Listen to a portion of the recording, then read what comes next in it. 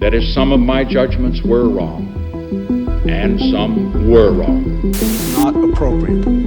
In fact, it was wrong. Being wrong is painful. Families of victims here today, have you apologized to the victims? Would you like to do so now? With how much we hate to be wrong, you would think we'd throw away our bad ideas as quickly as possible. But time after time, we hold on to ideas far long after we realize they're bad because of one mental flaw called commitment bias. It causes us to stick with careers we hate. It forces us to remain in bad relationships and hold on to bad investments. And it makes us look stubborn, untrustworthy, and uninterested in others' ideas. Eventually, it can cause anxiety and depression. That's why in this video, I'm going to show you 2 ways commitment bias develops and 9 different ways to prevent it from ruining your success. By the end of this video, you'll be one step closer to thinking like the late billionaire Charlie Munger. I'm very busy destroying bad ideas because I keep having them. So where do we start? Commitment bias is a mental flaw that causes us to stick with an opinion even when we know that opinion is not in our best interest, or we're faced with facts that prove us wrong. We just ignore them. It's like when you're cooking a recipe and early on, you know you messed up somewhere. Either you forgot something, you put too much of something in, but instead of starting over, you press on and you make a terrible meal. Probably most of my meals are made that way. So simply put, commitment bias really is just another fancy way of saying we're stubborn. We're really stubborn. I'm not a psychologist, but I have plenty of experience with this stubborn commitment bias. In a room of 100 people, over 90 of them would be more agreeable than me. And my stubbornness, that means I'm susceptible to this commitment bias. It's intended to be a mental shortcut to help us make quicker decisions because humans, we like patterns. We try to find patterns all the time. If X happens, then we should do Y. We do what we've always done and remain committed and consistent with that strategy. It helped us when we were hunter-gatherers, relying on where the deer were last year. And it helps us now when we're at work and we see a problem we've solved before. Then we try to find the solution that we did previously. We try to find these patterns in people too. This is where we get stereotypes. We don't like people who have large deviations in personality or opinions. Our instincts tell us that these people aren't safe. They shouldn't be trusted with making decisions on our behalf. We overvalue the person who talks loud and confidently and holds a strong, unwavering opinion and doesn't change their mind much. Our instincts send us a signal that this person is reliable. You should trust this person. But just because you're reliable, that doesn't mean you're right, does it? I know people who are incredibly committed to being dead wrong over and over, and it originates from 2 core flaws. The first is ego. We love our own ideas and we tend to overvalue them, predictably irrational. Our own self-worth, it's encapsulated with being right, with being correct all the time.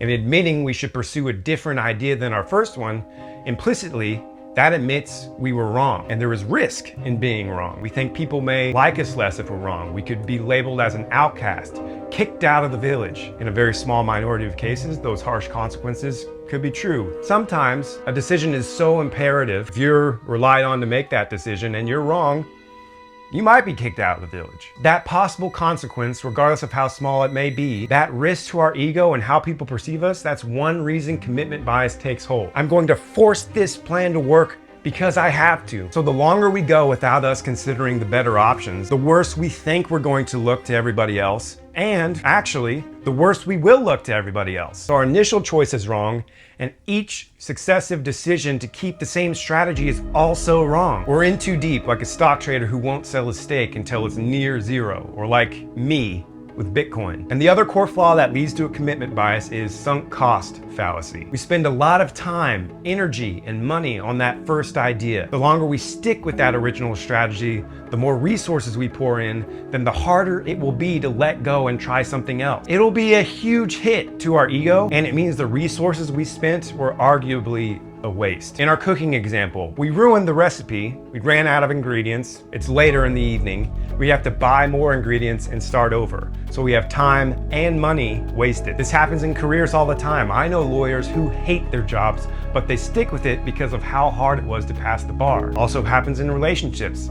Emotional energy we pour into a relationship makes it difficult to let go even if the relationships become toxic. Our partner forms a part of our identity and we'd have to admit we were wrong in order to let go. How should we think then? How would Charlie Munger avoid all this commitment bias madness? Ideally, our opinions and strategies, they would look something like this. It's like a technology company finding product market fit, the Goldilocks zone, where the porridge temperature is just right. Adjustments should be made with new information. And here is how we get there. We need to become experts at destroying our bad ideas at the right time. Not too early and not too late. And I'll explain why at the end of the video. Strategy number 1, pre-think alternative viewpoints. You need to train your brain to immediately consider alternatives before you even select one. Jeff Bezos talks about this strategy selection here. If you can think of yet another way to analyze the decision, you should slow down and do that. Throw ideas at the wall, see what sticks, test them a little if you can, but don't waste too much time. Pick one and avoid that analysis paralysis. This opens up our aperture to consider all possibilities at the start, reducing the likelihood we miss an option. Another way to expand our aperture, and strategy 2 on our list to avoid commitment bias, is the steelman technique. The steelman technique is the practice of finding the best counter arguments to your idea and thinking about, lingering on why those counter arguments might be right or might be wrong. There's an interesting practice in this book called the Decision Book. I'll let you pronounce those names. It talks about assigning an identity to people in a room where a decision must be made. One person plays the part of the optimist, the next person plays the part of the pessimist, the dreamer, the destroyer, and so on and so forth. Adopt this technique to look at a problem from multiple different angles. Consider it as the optimist first, then consider it as the pessimist. This advanced steelman technique, it helps you flesh out the different angles to your idea, and it forces you to think from the negative.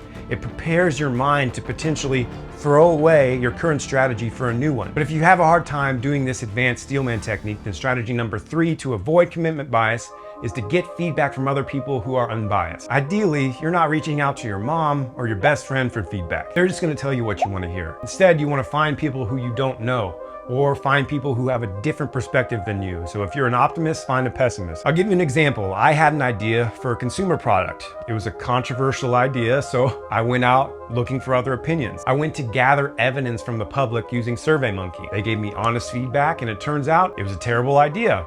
No one would have bought it. That feedback, it saved me probably years of my life committed to that terrible idea. You want to know what it was? Never telling. All you have to do is ask one question. It might be in different forms. All you're asking is, what do you think about this idea? Open it up to the floor, see what they think. Which leads us to fix number 4, write it down. You should have a reason for picking an option, shouldn't you? Why is this choice the best? Writing it down is important because, as my old baseball coach used to say, paper, it doesn't forget. You can remind yourself why you picked an option, which helps us treat the pursuit like a science experiment. We turn our decision into a hypothesis.